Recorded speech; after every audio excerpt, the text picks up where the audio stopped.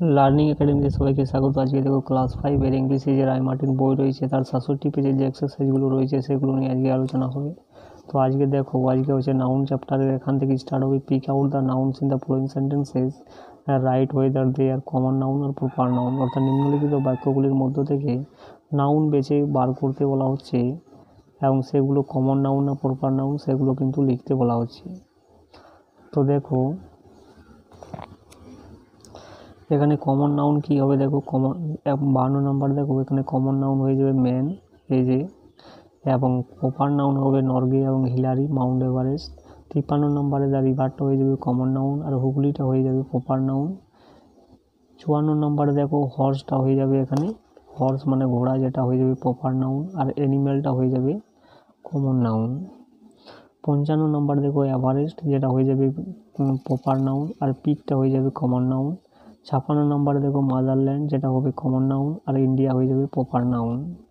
57 নম্বর দেখো কালিম্পং, যেটা হয়ে যাবে কালিম্পং এবং ওয়েস্ট বেঙ্গল, যেটা হবে প্রপার নাউন আর কমন নাউন হয়ে যাবে ডিস্ট্রিক্ট। এখানে দেখো তরুণ আর নাগপুর, এটা হয়ে যাবে প্রপার নাউন। 59 নম্বরে দেখো রমেশটা হয়ে যাবে এখানে প্রপার নাউন আর ভিলেজটা হয়ে যাবে কমন নাউন। রোজ মানে একটা গোলাপ, নির্দিষ্ট নাম দেওয়া রয়েছে, তাহলে হয়ে যাবে এখানে প্রপার নাউন আর ফ্লাওয়ার্স অর্থাৎ যেটা হয়ে যাবে কমন নাউন।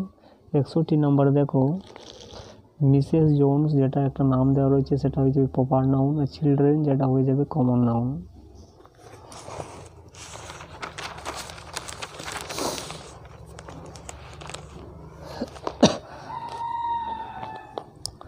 এরপরে দেখো fill in the blanks with suitable collective noun, অর্থাৎ উপযুক্ত কালেকটিভ নাউন দিয়ে শূন্যস্থান পূরণ করো।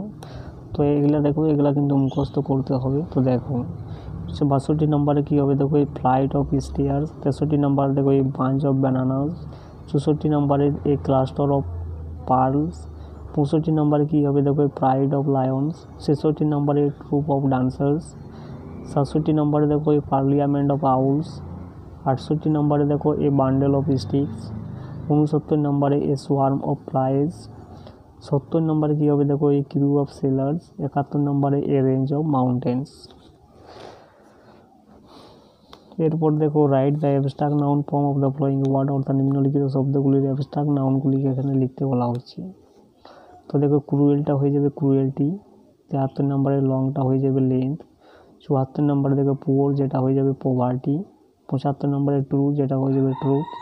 76 নম্বরে দেখো ফলস, যেটা হয়ে যাবে ফলস।